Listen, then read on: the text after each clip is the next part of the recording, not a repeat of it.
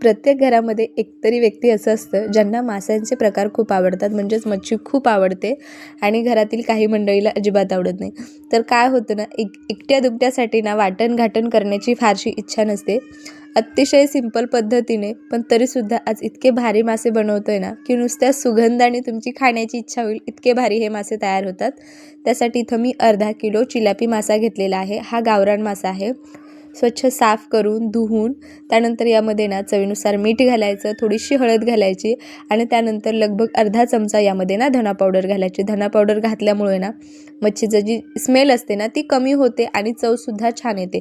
त्यानंतर याला ना व्यवस्थित असं टॉस करून घ्यायचं, मिक्स करून घ्यायचं. यामध्ये तुम्ही थोडंसं लाल तिखट गरम मसालासुद्धा घातला ना तरीसुद्धा चालणार आहे. पण इथं मी फक्त हळद मीठ धना पावडर लावून अगदी 10 मिनिटासाठी साईडला ठेवलं. त्यानंतर आहे ना इथं आपल्याला आलं लसूण आणि कोथिंबिरीची पेस्ट तयार करून घ्यायची. इथं आपण कोणतं जास्तीचं वाटण घालणार नाही, त्यामुळे इथं फक्त आलं लसूण कोथिंबिरीची पेस्ट बनवून घेतलेली आहे. ही बघा. आता इथं आपण जे मॅरिनेशन केलेले मासे आहेत ते आपल्याला मस्त असे फ्राय करून घ्यायचे आहेत. तर फ्राय करताना 2-3 गोष्टी अगदी व्यवस्थित लक्षात ठेवायच्या. सर्वप्रथम आपण ज्या तेलामध्ये ही मच्छी तळून घेणार आहोत ते तेल छान कडकडीत गरम करून घ्यायचं आणि त्यानंतर गॅस मध्यम करायचा किंवा तुम्ही बारीक केला ना तरीसुद्धा चालणार आहे. आणि अगदी व्यवस्थित असे हे तेलामध्ये मासे सोडायचे, नाही तर हाताला वगैरे चटका बसण्याची शक्यता असते. आणि त्यानंतर पुन्हा थोडासा गॅस मोठा करून आहे ना ही मासे तळून घ्यायचे. जर अशा पद्धतीने मासे जर फ्राय केले ना तर तेलात टाकल्याच्या नंतर मासे कढईला चिटकत नाही, अगदी व्यवस्थित आहे तसे फ्राय होतात, असे तुटत नाही. खूपदा पण मासे टाकले की तेलामध्ये ते कढईला चिटकून बसतात आणि तुटतात आणि मासे त्यामुळे खूप तेलकटसुद्धा होतात. तर इथे काय करायचं ना, गॅस मोठा करायचा म्हणजे मासे कढईला चिटकत नाही. बघा किती व्यवस्थित असे हे पीस फ्राय झालेले आहेत.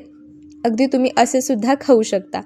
आता याच पद्धतीने इतर मासेसुद्धा मी फ्राय करून घेतले होते. जर तुम्हाला फिश फ्राय किंवा मच्छीची रोस्ट कशी बनवायची असे भरपूर व्हिडिओ किंवा जास्त क्वांटिटीमध्ये रस्सा कसा बनवायचा असे भरपूर व्हिडिओ ना मी आपल्या चॅनलवर याआधी अपलोड केलेले आहेत. तुम्ही नसेल पाहिले ना तर एकदा जरूर बघून घ्या. अगदी 3 ते 4 किलोच्या प्रमाणामध्ये, 5-6 किलोच्या प्रमाणामध्ये सुद्धा मी मच्छीच्या रेसिपीज अपलोड केलेल्या आहेत. तुम्ही नसेल पाहिल्या ना तर एकदा जरूर बघून घ्या. आता इथं आपले सगळे मासे मी इथे फ्राय करून घेतलेले आहेत. हे मासे फ्राय करण्यासाठी लगभग 10 मिनिटाचा वेळ लागलेला आहे. पहिली बॅच मी अगदी 5 ते 6 मिनिटामध्ये तळून घेतली. पुन्हा त्याच पद्धतीने उरलेले मासे इथं मी फ्राय करून घेतले. जास्तीचं जे तेल होतं ते कमी करून घेतलं. अगदी 2 चमचे यामध्ये तेल ठेवलेलं आहे, म्हणजेच 2 पळ्या इथं मी तेल घेतलेलं आहे. मध्यम आकाराचे 2 कांदे बारीक चिरून घेतले, ते यामध्ये घालायचे. आता हा कांदा छान असा गुलाबी होईपर्यंत परतून घ्यायचा. हलकासा कांदा सॉफ्ट झाला की यामध्ये पावडर मसाले घालायचे. यामध्ये चवीनुसार मीठ, थोडीशी हळद, त्यानंतर धना पावडर, गरम मसाला, घरगुती लाल तिखट, कांदा लसूण मसाला आणि हा आहे मटण मसाला. कोणत्याही ब्रँडचा मटण मसाला इथं तुम्ही वापरू शकता किंवा चिकन मसाला जरी वापरला, फिश करी वापरला तरीसुद्धा चालणार आहे. आता हे सगळे मसाले व्यवस्थित असे परतून घ्यायचे. त्यानंतर गॅस बारीक करायचा आणि अगदी थोडंसं पाणी घालायचं म्हणजे मसाले करपत नाही आणि व्यवस्थित असे भाजले जातात. हे बघा.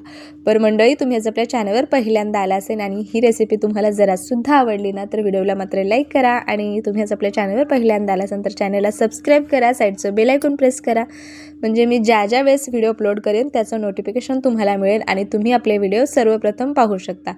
आता इथे मसाले व्यवस्थित परतल्याच्या नंतर सुरुवातीला आपण जे पेस्ट तयार करून घेतली होती कोथिंबीर आणि आलं लसणाची ती इथे घालायची. आता याचा कच्चेपणा जाईपर्यंत आपल्याला हे परतून घ्यायचे. हे बघा, इतका मस्त याचा घमघमाट सुटलेला आहे ना, नुसतं सुगंध आणि भूक लागायला लागलेली मंडळी, इतका भारी याचा घमघमाट सुटलेला आहे. थोडंसं पाणी घालायचं, व्यवस्थित असं परतून घ्यायचं. हे मसाले परतताना काय होतं ना, यामध्ये जो आपण कांदा घातला होता ना तो छान असा मॅश होतो आणि याची छान मस्त ग्रेव्ही तयार होते. जर अशा पद्धतीने जर मच्छी किंवा माशांचे प्रकार जर बनवले ना तर इतके भारी लागतात ना, जास्तीचं वाटण घाटण करण्याची गरज नाही. झाकण ठेवून याला छान अशी वाफ काढून घ्यायची, म्हणजे याला मस्त असं तेल सुटतं, मसाले व्यवस्थित असे परतले जातात. अशाच पद्धतीने तुम्ही चिकन फ्रायसुद्धा बनवू शकता.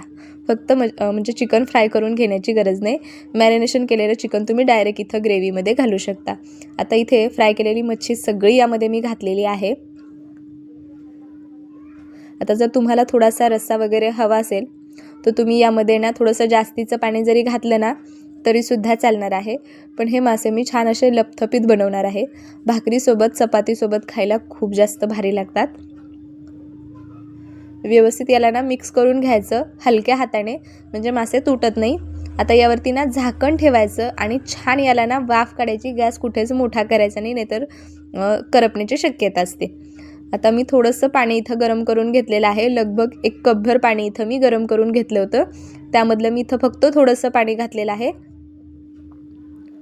आता ना याला पुन्हा एकदा व्यवस्थित हलवायचं आणि यावरती झाकण ठेवायचं आणि फक्त 3 ते 4 मिनटासाठी ना हे मासे शिजवून घ्यायचे. का तर आपण यांना फ्राय करून घेतलेला आहे. मसालासुद्धा मस्त असा आपण परतून घेतला होता, त्यामुळे हे मासे बनवायला फारसा वेळ लागत नाही. आता यावरती ना मी झाकण ठेवणार आहे. मस्त अशी दाटसर ही ग्रेव्ही तयार झालेली आहे. हे बघा, मस्त याचा घमघमाट सुटलेला आहे. गरमागरम ज्वारीच्या भाकरीसोबत खाऊ शकता किंवा गरमागरम चपाती फुलक्यांसोबत खूप भारी लागतात. त्यामुळे जरूर ट्राय करा. बघा, अजिबात यामधले पीस तुटत नाही. मस्त हवी तशी याची ग्रेव्ही तयार होते.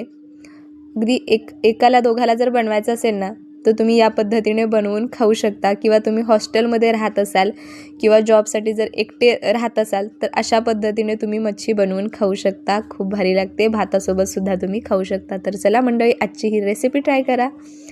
मी भेटते पुन्हा अशाच एखाद्या रेसिपीमध्ये. तोपर्यंत बाय बाय.